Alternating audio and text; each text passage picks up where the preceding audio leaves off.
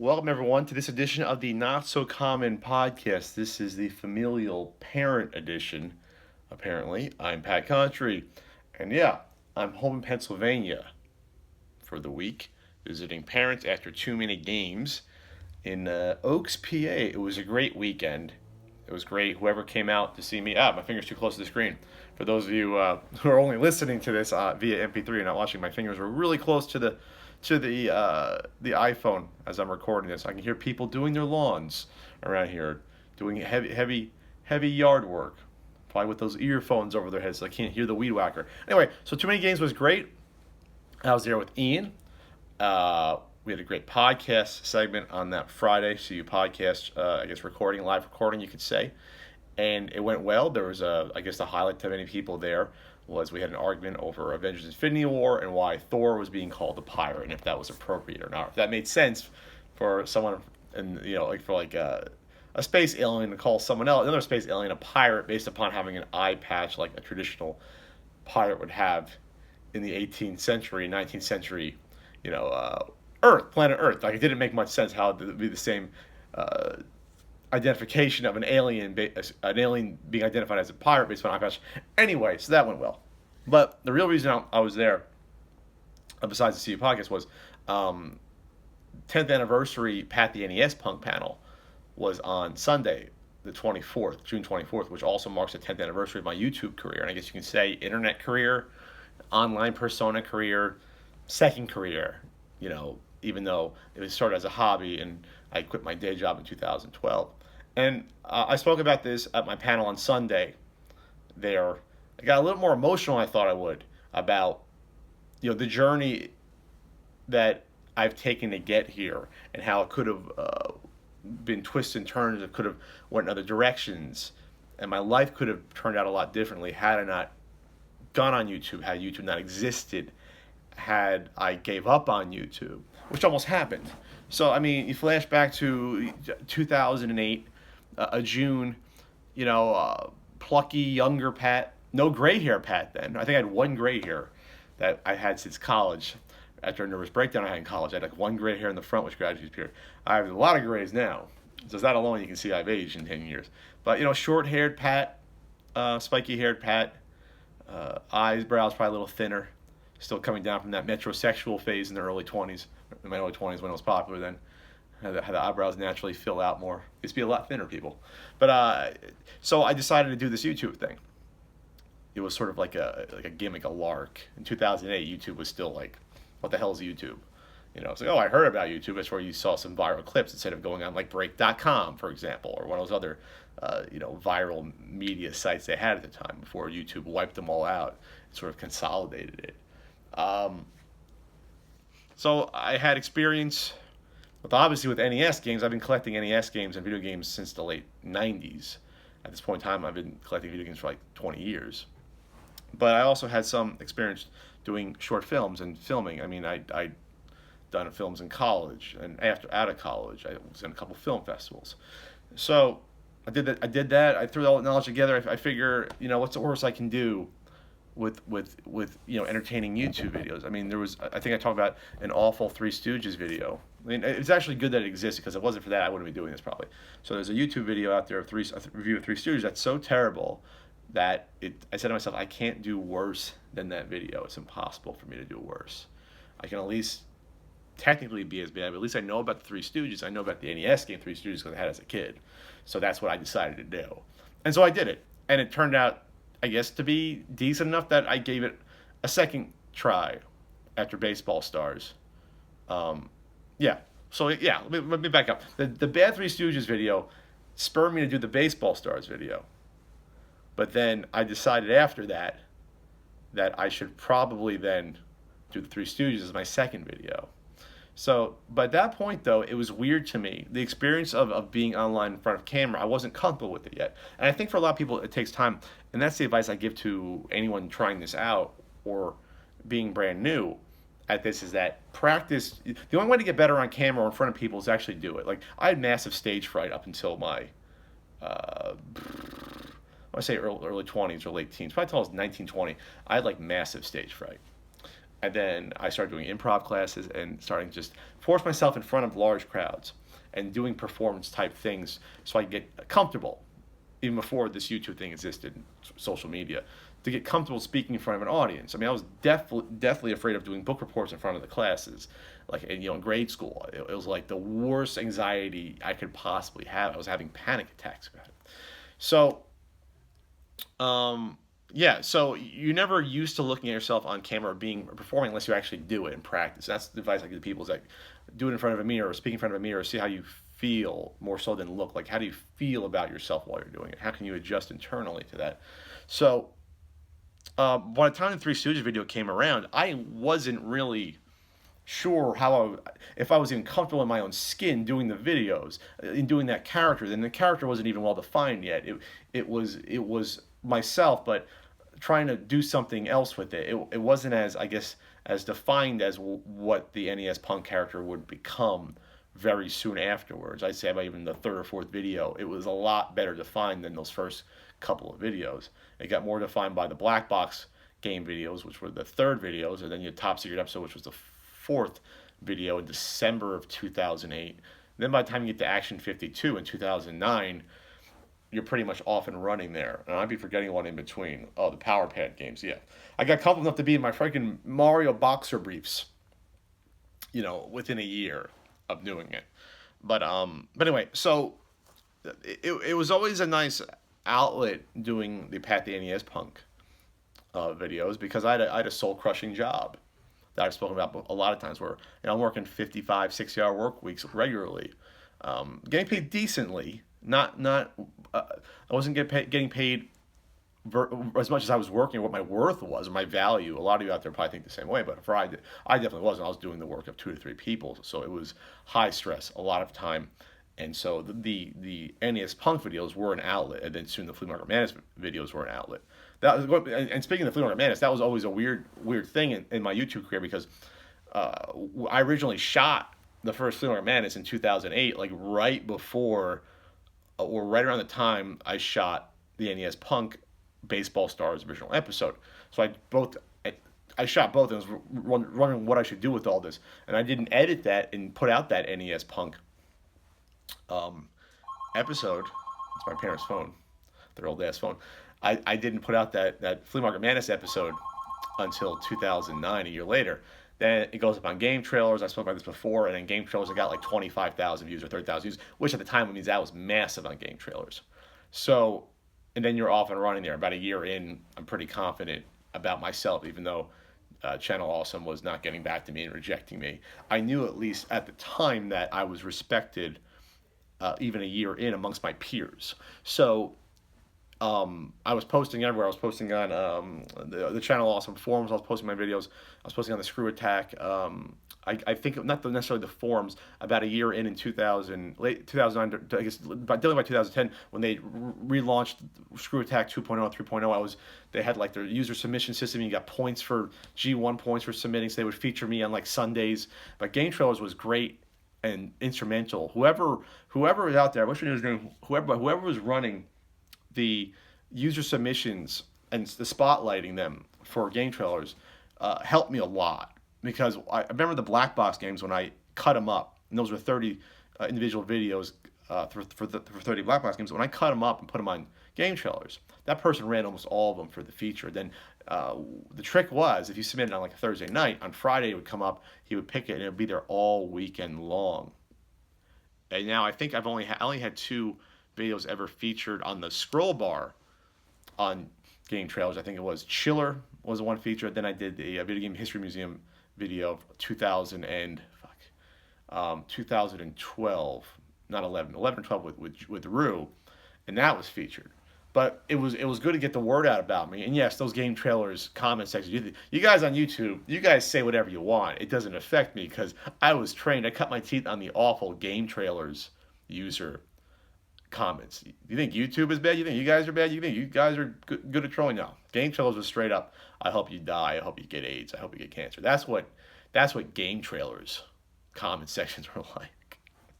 I'm going to beat the shit out of you. You're copying James, or you're copying the nerd, I should say. That's what those comment sections were like back then. Speaking of James, I give James a lot of credit in helping to elevate my status as well because he gave me the time of day, obviously, going back to the AVGN NWC video in 2011, even though that didn't personally get me a lot of subscribers at the time.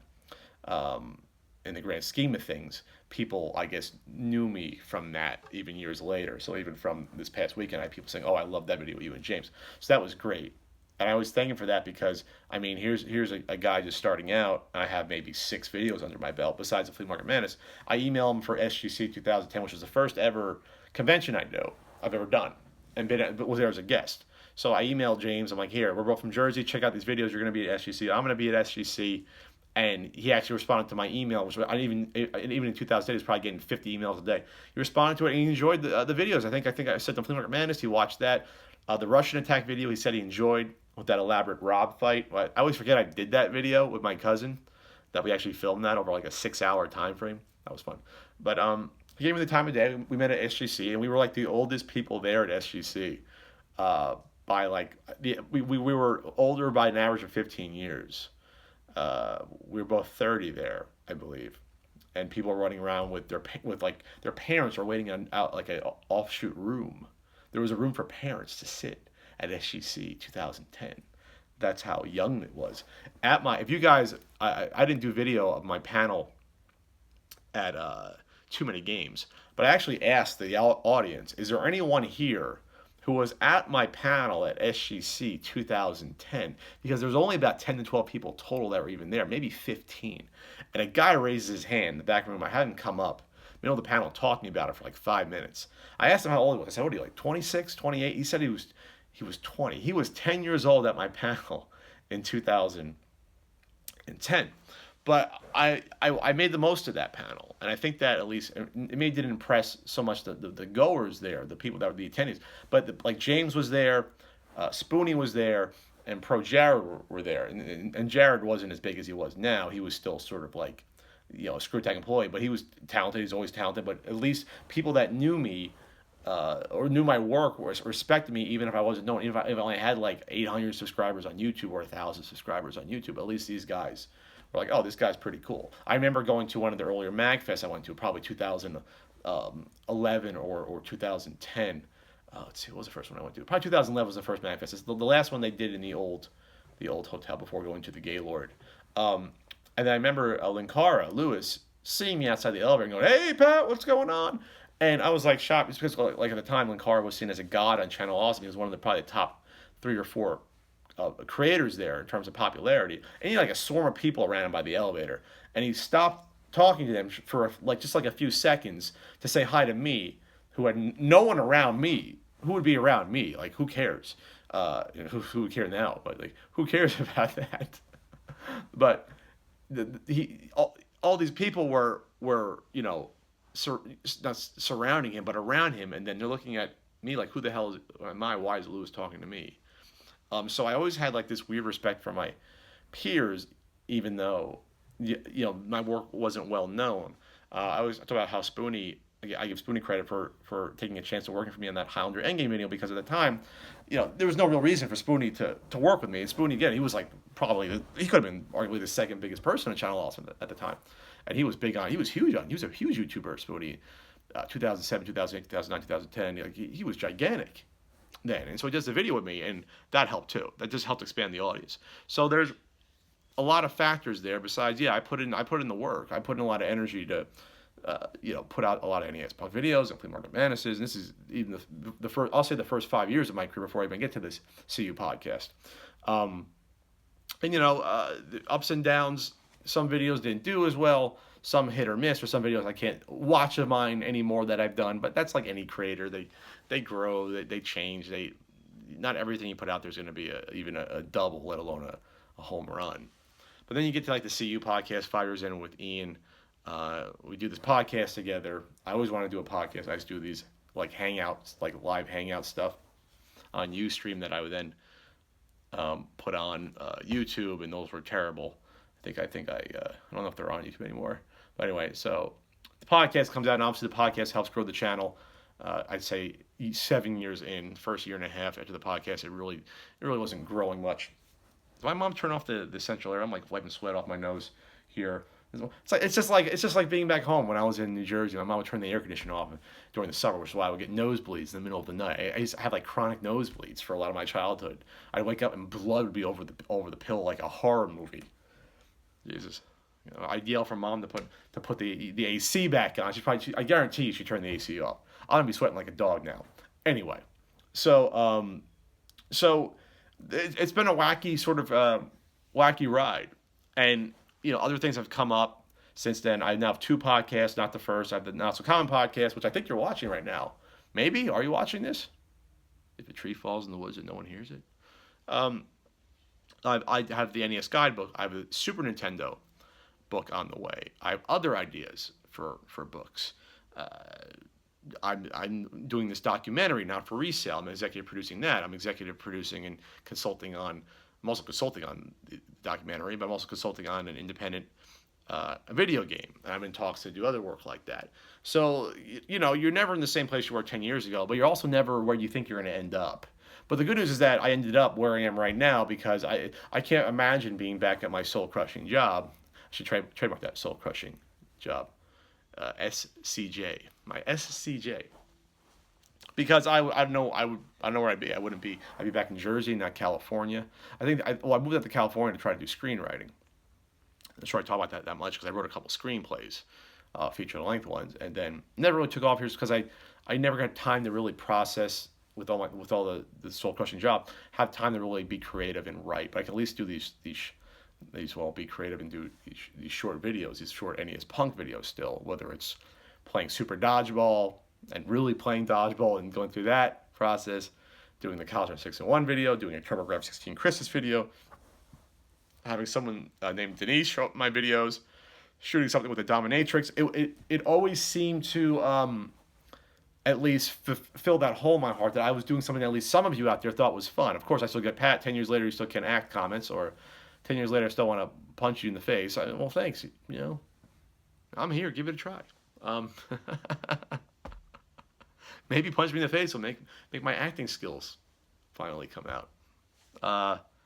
But yeah, so I'm humbled that at least some of you guys hate me and still watch me, but you're still helping me out by doing that. But I'm humbled that I've gotten to this point in my life because a lot of people don't last even a few years on YouTube or social media, or they burn out and they move on. I found this sort of niche where I think I can be comfortable doing what I'm doing, and I enjoy doing what I'm doing. You guys enjoy it. I can live off it, and so everyone wins. But the haters don't. But everyone else wins. There's some people like go to conventions I see that talk shit about me online, but don't say anything to my face. They hate that I'm doing this video. They wish I would go away. Well, guess what? I ain't going away. And you're going to hear more about me and my projects for the next 5-10 years. I mean, I'll probably step out of limelight at some point, but for now, I'm here. So, what was I saying? I'm looking at my computer here about stuff I should talk about. The 10th anniversary of the NES Punk. So, there is a 10th anniversary video coming out. If you're on my Patreon, patreon.com/PatCountry, the first 4 minutes, a rough cut of the first 4 minutes, is up to view. I cannot finish it while I'm at my parents' house. I don't have my laptop computer with the editing software on it that's powerful enough to edit. That's the MacBook Air. Can't do it. I don't have the external hard drives to edit. But when I get home, I'll do it. It'll get out there, and hopefully, guys say I still can't act. Because I find that endearing, because you don't know that it's written that way, which I think is cute still. The lovable, goofable NES Punk character. And go back to read that Wired article from a few months back about me. You can Google Pat Country Wired article. It should come up, and that gives you some insight into what's been going on in my life and things I've been thinking about in terms of where does the NES Punk character end up. I don't make money off the NES Punk character. I almost never have. I guess the only way you really quantify how, in terms of any sort of actual profit versus time put in, would be like, I guess the few DVDs I put out, or the wristbands. I gotta find the wristbands right now. That's really it. That I even like 3-4 years in, I always kind of knew that like I'm never gonna be like one of the biggest YouTubers. I'm never gonna have 1 million subscribers or 2 million subscribers. I sort of resigned myself to that because I didn't want to get caught up in that rat race to begin with. And now you hear about YouTubers burning out, trying to even reach that status. I mean, I know some YouTubers, I won't call them out by name. I know personally that have been burnt out for years. Just with the YouTube struggle. I mean, I think I've been semi burnt out just on everything, including the book and the DVDs and all the travel, but just burnt out on the YouTube grind every week after week, trying to put out the content and get it out there and get it in the algorithm, get it seen, and the algorithm changes, and then their views plummet, and their revenue plummets, and blah blah blah. So it's a tough grind. But I will say this though. So the NES Punk videos, if I can simplify them and still do them every now and then that's fine. Flea Market Madness is another story. I have about 10 to 12 shot, and I can edit those, but it's going to get more and more depressing to edit them because it's less and less stuff that's are in them that are entertaining. And some of you might say, well, it's funny just to follow you along, but it's not fun for me to go out to the events, to the flea market and not find anything, and it's not funny to edit them. It's not fun to edit them at all. And I don't want to do something I don't enjoy. So there's YouTubers out there that do content they don't enjoy, and I never wanted to be that. That's something I always want to stay away from. I mean, part of the reason I did the podcast, I want to do the podcast with Ian, because I can talk about things I want to talk about. And for the most part, 95% of the things we talk about are stuff we really want to talk about. And so thanks to Ian for coming on board and sticking with the CU podcast. I think he said he thought the podcast would last 6 months. Which I don't know why he said that, because when I say I'm going to do something and try to stick to it, I do it. I usually don't give up on things. When I say I'm going to move out to California from Jersey, I'm going to do it. When I say I'm going to do a DVD, I'm going to do it. When I say I'm going to play every NES game in one weekend, in one day, or I think it was 30-something hours. When I say I'm going to do that, I'm going to fucking do it. Your integrity means something. And it should for all of you out there. Your word should mean something. And thanks again for people that supported the NES Marathon the past, Jesus Christ, 8 years, helping raise over $100,000 for both children's hospitals and for disaster relief, which was the last year. So, and that'll come back. I am probably going to start streaming either on Twitch and or Facebook gaming. People are starting to do that. I think Norm is doing Facebook gaming versus Twitch. I think Gerard's doing both. And I think there's a creative outlet there for me. Plus, I'm also going to be playing games to help finish up the Super Nintendo book. So why not play Super Nintendo games while you guys watch me? It's just deciding how I'm going to do it. Emulators kind of frowned upon, or I can do like the analog, Super NT analog, but it has to have like a screen capture thing on it. Am I rambling? No, it's just a weird journey again that my life could have went in a totally different direction if I decided to quit after that Three Stooges video. Because I almost did. I almost shelved that second NES Punk video, that Three Stooges video. It almost didn't come out. But I did that third video, which was the Black Box games, and I was off and running. And I was like, okay, I think I got. I at the point I think I think I had this figured out a little bit. I know the attitude of the character or how I want to present. I know now the sense of humor I should be presenting, not too ordinary, not too vulgar, because that's covered by another YouTuber. Like I kind of figured it out. I figured it out there. I see other highlights from this 10 years. Nintendo Bohemian Rhapsody, that helped a lot working with Brent. We both wrote the song. He always did the lyrics. He didn't make that much off it in terms of time and money. He lost money working on that, unfortunately. I mean, he had friends help compose that and do the audio mixing and play the instruments and the guitar and everything. But that video went viral. It got taken down off his site by the Nintendo Bohemian or people with the Freddie Mercury estate. They said it wasn't parody, which I thought it was. And Brent's like, well, we can't really fight over the money. So it's still up on my channel. It went viral on my channel. I think it got like 300,000 views in a few weeks, and that's viral for us. I mean, at least back then. That was 2012. Was it 2012? Yeah, it was 2012. We did that for an NES marathon. Put that out. But yeah, I'm proud of the work I've done. I'm proud of the consistency of work overall. In terms of, I have never taken a long break. Like, not that you should take breaks every now and then. I should have taken a break, honestly, back in December and January when I was moving. I should have done that. But, you know, it's a very fragile ecosystem, YouTube, with algorithms and people's taste changing and the video style du jour. You know, should I do the top 10 trend? Should I do the is it worth it trend or any other trend that's out there? I'm not saying if you're a creator you can't do that. But for me, I never wanted to chase what I knew was going to get those hits, because then my thought was always, yeah, I could do that, But then, do I want my brand to become that style of videos? And then, what am I really then? Do people want to watch the videos for me and my content and my personality, my opinions, or they just want to watch any other person can then do the same top 10? Any other person can do that other style of video that I'm doing right now because I know it's popular. And I always want to try to avoid that, because in the grand scheme of things, then you're selling yourself short, because then you're focusing more on being either not even a trendsetter, a trend follower, and you're really then just saying, how can I game the system of YouTube, or how can I at least keep up with the YouTube system, versus working on what you like to do. Like James never followed the trends. He just said, I'm going to do these short films that I enjoy doing. I have an audience that likes them, and the hell with the rest of it. And it works for him. Then again, he's sort of detached from the YouTube stuff, which I wish I was. But and I tried the Let's Play thing with Ian. Fortunately, didn't get off the ground, because that's when he first got his NES, his nerve entrapment syndrome. He got his NES. He actually got the NES. Fortunately, he's a lot better now physically, so that's good. But the Not So Common podcast is fun. You guys are watching it now. I'm trying to think of anything else I should talk about with that. But let me talk about this real quick before I get into nostalgia. But yes, but anyway, to finish up on this topic, or the 10th anniversary topic, thanks so much to everyone out there for sticking with this. And it's always heartwarming to hear, like, oh, I've been watching your videos since like Caltron 6 and 1, or since like Black Box Games, or since like the OG Pat fans, all 400 of you out there that were there from like the first year or so. Well, Caltron would be 2 years in, I think. That was December 2010. The first video Ian was in.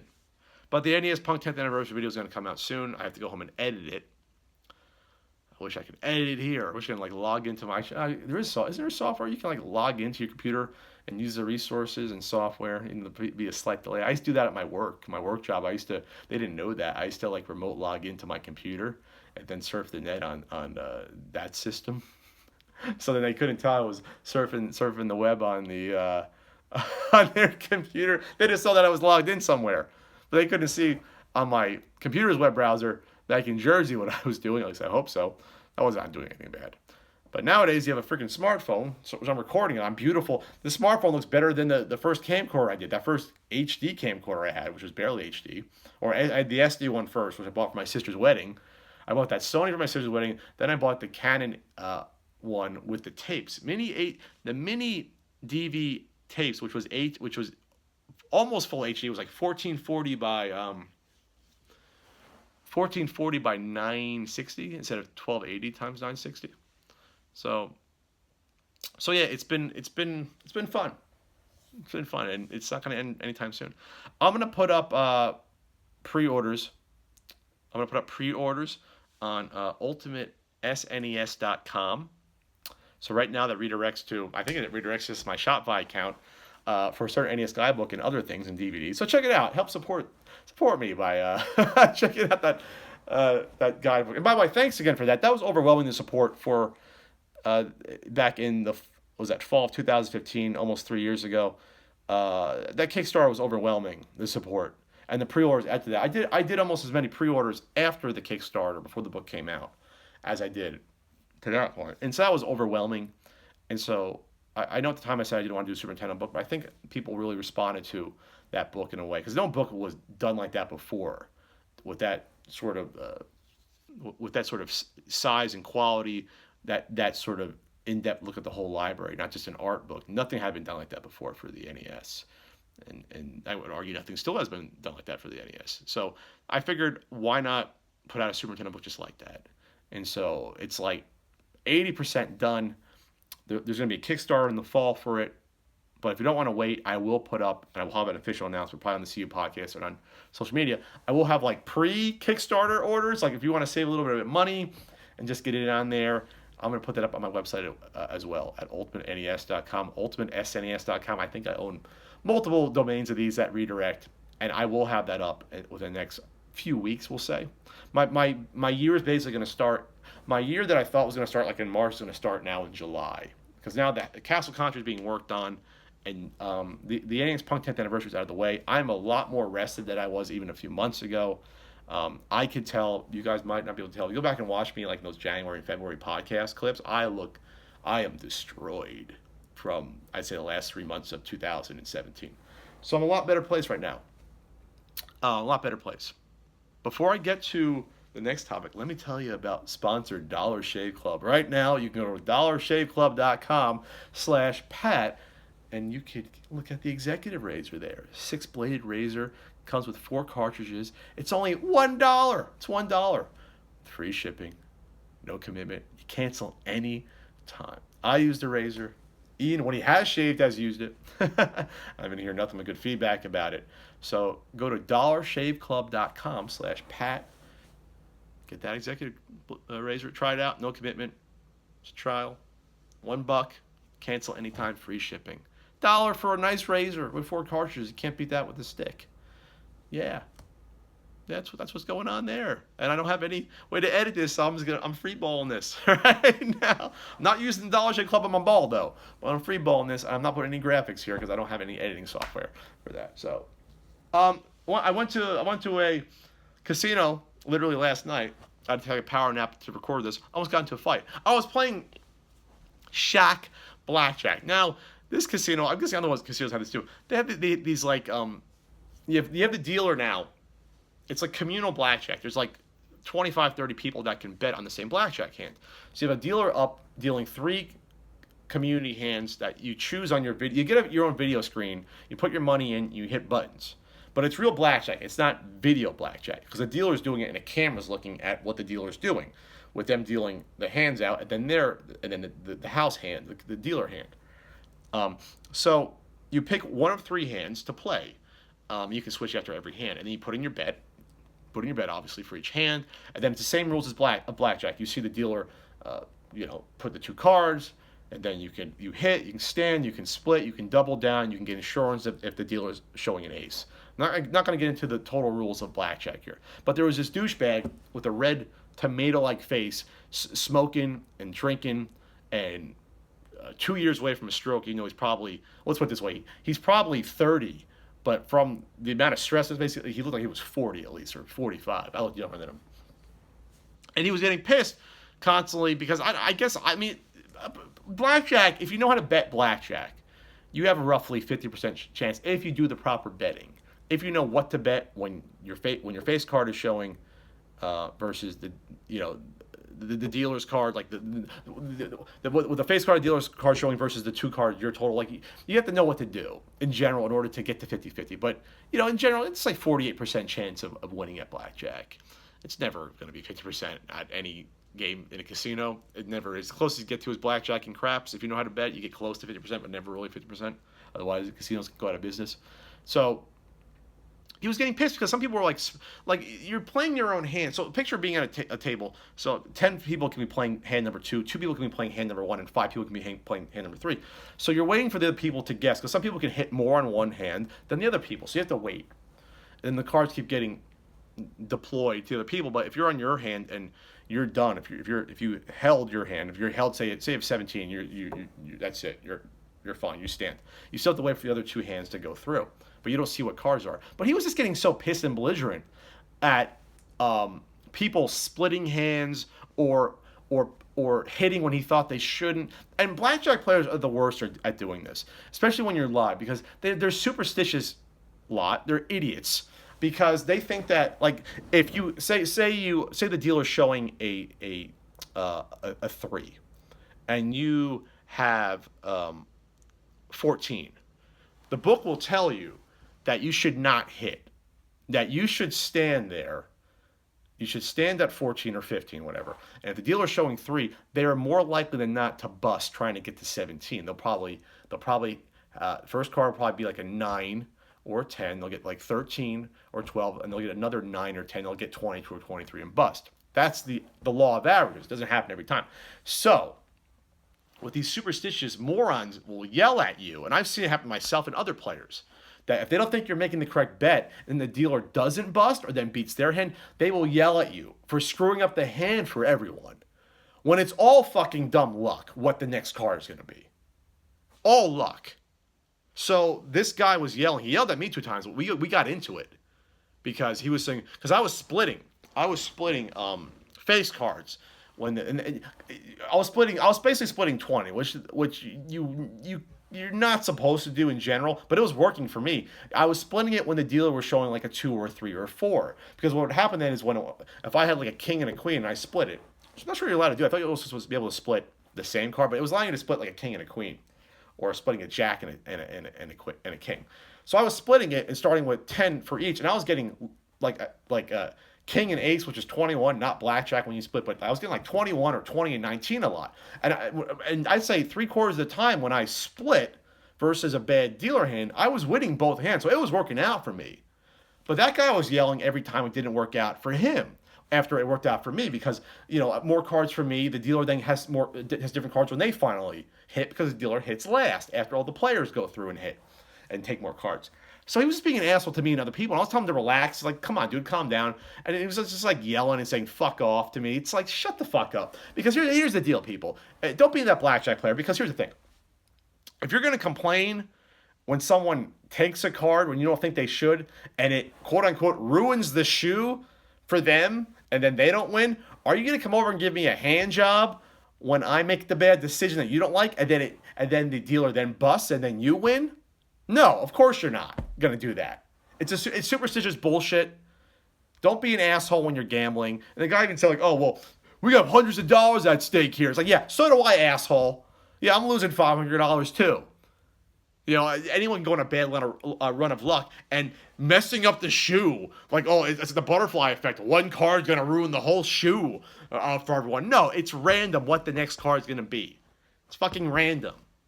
They reshuffle a lot in blackjack. It's fucking random. It's the dumbest thing I've ever heard of. Idiotic. I will say that it was fun. It's fun though doing this Shaq blackjack. And by the way, it's just licensing. You see like Shaq's face on it. He's all goofy, and then like on the footrest, you see Shaq's big size, whatever, fucking 20s sneaker, and you try to compare your foot size to Shaq, and you hear like from Shaq, place your bets. No more bets. And that's it. That's Shaq Blackjack. That's the only involvement with Shaq Blackjack. This isn't like there's not like slam dunks happening. There's no NBA Jam cutscenes when you get up. I think the only thing is there's like a little like 2005 era CG Shaq that dances around when you get blackjack. It's really the minimal amount of Shaq in a blackjack game, which is probably fine. I think someone asked me, does Kazam show up? Or excuse me, did Kazam. Did Shazam show up in there? Anyway, it was a fun weekend though. Even though I lost money at blackjack, I've been on a bad run of gambling the past few weeks there. But to that person out there, fucking just relax and don't have a stroke playing blackjack. Just deal with your own fucking screen. And I told him that. And he said something like he was gonna like fight me or always gonna beat up a girl in the casino, like reference me. So you're not gonna do fucking shit. You're going to lose your money the same way everyone else is. The casino's going to win. And it's funny, the casinos don't care. The casinos won't actually do anything until someone starts fighting, because they want to keep the game going. So, like, when he's yelling at me and other people and I'm yelling back, they don't do anything at the casino, because they know people get pissed. They want as much money to come in as possible to be bet. Any slowdown in that, the casino loses money if people aren't betting. So, unless he was, like, kind of come over and do something, they're not going to do anything. And he wasn't doing anything either. So, afangul to that guy. There's a little Italian New Jerseyness for you there. I went back to my old neighborhood in New Jersey. I'm in Pennsylvania right now. I'm in steamy Pennsylvania, humid Pennsylvania. Went back to New Jersey, the old neighborhood, and I took some pictures of the old house there. I choked up. My parents sold the house a few years ago, and they gave me no warning. It was like, it went from... they were thinking about selling the house to the next time I talked to my dad 2.5 months later. Yeah, the house is sold and we're moving. I was like, what the fuck? Didn't have a chance to go back and visit it. Because I hadn't been back to the house at that point in like 4 years for Thanksgiving or Christmas, the ghost house. So I went back to the neighborhood, taking pictures. I mean, a lot of the houses look the same, but I saw where my cats were buried, so I tricked up a teeny bit with that. I almost wanted to climb the fence to go to the backyard. My dad said no. I was like, okay, I'm not going to do that. He was even concerned maybe walk on the side of the house where there wasn't fence. I don't care what the fuck they're going to do. Kids used to run through our yard all the time. I took pictures. I took pictures where I used to play street tennis and street hockey. We had a little cul-de-sac at the end of the street. And I actually, like, have one of those like really bad sudden emotional choke ups where you're ready to bawl cry. Like, you know those ones that, you know those times where you're gonna cry where you don't expect it. It's like a bam, it hits you. I got that hit of nostalgia and memories like rushing to me, where I was like, and you know what it was? Where I lived, it was peculiar. There was like more like the block was like circular, like there was a cul-de-sac, then there was like a circular block. It wasn't like straight streets going left to right. It was like an oval. So I choked up. I wanted to do the lap around this like oval where all these houses were, and I had done that walk, I don't know, 6,000 times throughout my childhood and teenage and my 20s. I used to run a lot. I'd run around that and do that loop. So I did that walk all the time to go towards my friends or to come back or just to walk around and just get some fresh air. Even when I came back and visited after I moved out into an apartment in my mid to late 20s, I would just do that. So I actually took a video of me doing that walk, and I would make sure I wasn't looking down, because when you look at the video of at an event or through your phone, like you're not, it's not up here, it's in your phone. So I make sure to like record, but then I'm looking around to take it all in. Could be the last time I go back there. I don't know, but I fucking choked. Like it was like the little choke up, like like I could almost started bawling like a child in the middle of the street. It was close. Like it like caught me by surprise. Like seeing like the exact houses the way they were, and picturing my like little 5-year-old Pat, 7-year-old Pat, 10-year-old Pat walking around there. Like it was wow. Like that had never happened to me before. That sort of experience. Like wow, I am now going back 30 years, 25 years to young, chubby, cute Pat eating way too much Tasty Cake and Drake's Cakes, which I'll get into, and going through that same experience again, and it just hit me. That ever happened to you? That like holy shit, couldn't believe that. It really hit me. Like it was like a quarter second where I'd have neighbors coming out of the house saying, first of all, who the hell are you? Why are you crying in the middle of the street? Get out of the middle of the street because I leave and go to work. That's what would happen. But saw the old neighborhood. Probably a good thing that the people that own my old house weren't home, because I would demand to go inside and then see like still feel the ghost there, and then I'd probably let it slip there's ghosts in the house. But yeah, speaking of Tasty Cakes, it's not a sponsor. I picked up some Tasty Cakes. This is why I was a chubby kid. Part of the reason why, besides I didn't exercise that much and play too much NES. How about the Tasty Cakes, chocolate cupcakes right there? How about those? How about those you got there? You got the good old crimpets. You got the crimpets, quality crimpets there. Those are good. Butterscotch. You got the yodels. So Drake's Cakes, unlike Tasty Cakes. Oh, did I show the Tasty Cake first? Yeah. Tasty Cake, that's a Tasty Cake. Crimpets is Tasty Cake. Butterscotch crimpet. So you can get Tasty Cakes in I think a large chunk of the U.S. You can find it even in San Diego. Drake's though, like the Drake's Yodel. The ones that Hostess ripped off, like the Drake's originals, like the ring dings that were stolen by Hostess to make ding dongs, like devil dogs, and like these are Swiss rolls. These are Hostess Swiss rolls, but they really were yodels. So this is the stuff. This is the OG stuff right here. You can't find this stuff in California. Here's the iconic devil dogs. I haven't had one. This is the driest substance on the face of the earth. The devil dogs. And if you're listening to this for the audio version, the devil dog is two extremely dry. Oh, they describe it. 8 cream-filled devil food cakes. Yes, the devil's food cakes was drier than the Mojave Desert, like dunking in milk. Funny bones in the back. So funny bones were these peanut-filled substances. They also used to have Sunny Doodles and Yankee Doodles, which were like the set of 3 cupcakes. They still make the Yankee Doodles, but not the Sunny Doodles. Do I have any other candy or stuff around? I think I bought a few more types so I can get fat. So I bought this all in Pennsylvania. I went to Friendly's too, by the way. I got the peanut butter cup sundae. So after I visited my neighborhood, I'm gonna wrap this up soon. Went to my Toys R Us. I actually looked online and saw that my Toys R Us. This was on Monday. On Sunday night. I looked and saw that my Toys R Us in my local one in Woodbridge, New Jersey was closing. I think it's closing Friday. It said there was like 4 days left. on that Monday, or closing Thursday or Friday. So I go in there, and speaking of getting choked up, yeah, I got choked up there too.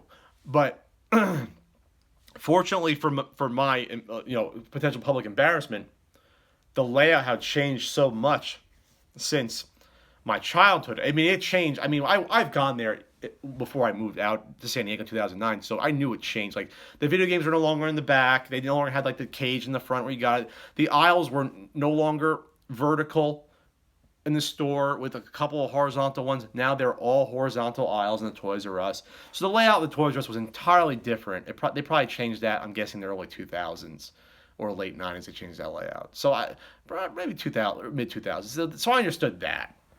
But I stuck around the little barrier. There was like no one behind. There's a barrier and a sign that said no one behind this point is allowed unless you're buying fixtures and shelves. So everything in the Toys R Us is for sale.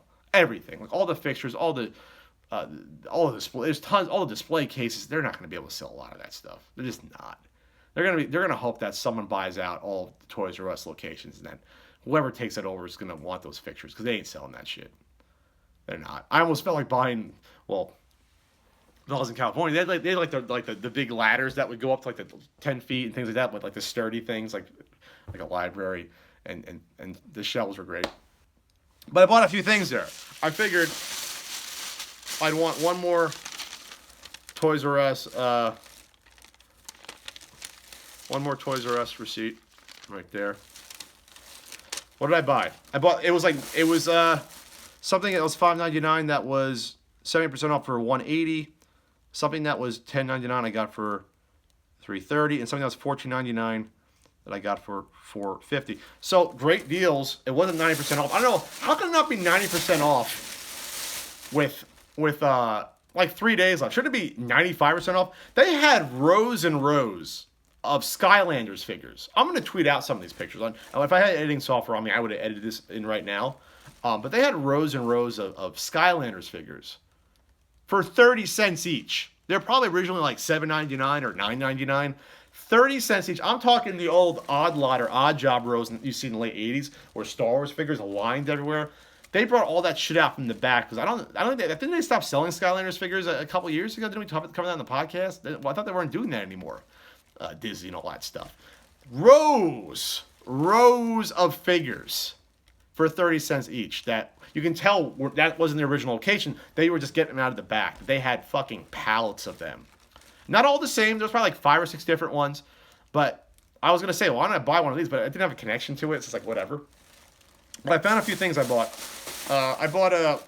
They had a few different Amiibos there. They had, I think all were Animal Crossing. They had a bunch of one. They only had one of this guy, so I bought this guy who was cuter. I forgot. I think they had the fox character, or it was like a raccoon character. But I got Tom Nook Amiibo. I don't think this is worth anything because I wanted to buy something, so I got Tom Nook. There, he's adorable. I should probably use him to transfer my old me from my Wii U to my Switch, because I'm pissed I don't have my me on my Switch. So we got him there. Then we got this was the only one they had left there, and again I bought it because I didn't know they had these at all at Toys R Us. I got a World of Nintendo Villager figure. All of a sudden I'm a freaking Animal Crossing fan. This was laying there. They didn't have any Legos left there in the store at all. They did have a decent amount of stuff. They had a lot of strollers. If you're having kids or want to have a kid one day, 70% off strollers. That's a nutso deal. Like, go to a Toys R Us the next couple days before they're all gone and buy that baby shit that's there. Don't buy, not baby shit, but the shit that's associated with babies. So I got that one. And this was something goofy. This was opened up, so I made sure, I think most of the stuff is in there. But I'm going to put this together and have this on the podcast. So this will be my last remembrance of getting some at Toys R Us. I got this Mega Constructs Ripley figure in the Power Loader suit. That's what I got. I got that one there. So yeah, that'll be cute right there. Ian will be jealous. But someone had opened both of them that were left for some reason. But I mean, I took the instructions out of the other ones. This one didn't have instructions. But I looked and I thought all the bags were here in terms of pieces. If not, well, screw me then. So that was my Toys R Us visit, and I choked up when I was leaving out the front door. I can say that without shame, because that will literally be the last time I walk out of a Toys R Us store. My local Toys R Us in San Diego, I didn't go to it. I didn't give a shit about it. I may have bought one thing in the San Diego Toys R Us near me since I moved there the past 9 years. So that doesn't mean much to me at all there. But, times change. You get older. Your parents sell your childhood house. Your big box stores go out of business. Your Toys R Us go out of business. You get gray hairs. You celebrate 10-year anniversaries at your job or with your significant other or partner or on YouTube. Maybe that's where we should end this up. Things change, times change. The light's getting low here, so it's getting grainy on my iPhone. But again, thanks so much for sticking with me. I hope to put out more material and content that you enjoy, and not just podcasts and YouTube stuff, but documentaries in the future. I have an idea for other projects, independent video games. I have an idea for an independent video game, something I've been talking about for years, actually. I have that NES app at ios.ultimatnes.com or droid.ultimatnes.com. I got the ultimatnes.com. Check out the book. So yeah, follow this. If you're on YouTube, click that bell. If you're listening to the audio version on Podbean, Stitcher, iTunes, Google Play, subscribe. Let people know that I'm not that bad. I've been an entertainer, and the hair's gotten better over the years, maybe. And finally, if you want to support me and my endeavors, including some exclusive stuff every now and then, some writing every now and then, check out my Patreon, patreon.com/PatContry. Again, the Kickstarter pre-orders for Ultimate Nintendo Guide to the SNES Library is coming soon. I'll probably come in July, and I'm going to be on Twitch in July as well. Mark my words. From Castle Country Live. Thanks, everyone. I'll see you in 2028 when all my hair is white, and I'll probably have the same Hawaiian Punch shirt I'm wearing right now, because nostalgia is what fuels my soul. And maybe yours as well, because it makes us go back to a time that we remember fondly. And we get away from the hustle and bustle of being an adult. Being an adult's not always fun, but it should be fun. Give yourself time to relax and enjoy life. Time off by yourself or with friends or your partner or whatever else, your family. And try to slow down every now and then. It's something I'm going to start doing as well. I'm still going to work on projects, but I'm not going to kill myself as badly as I have the past few years, because I want to be able to enjoy life as I steamroll towards my 40th spin around the sun. So take care, everyone. Wish me well eating all my Drake's cakes and tasty cakes, and some surprises in store too in the future. So look out for that NES Punk 10th anniversary video. Hope you enjoy it. Take care.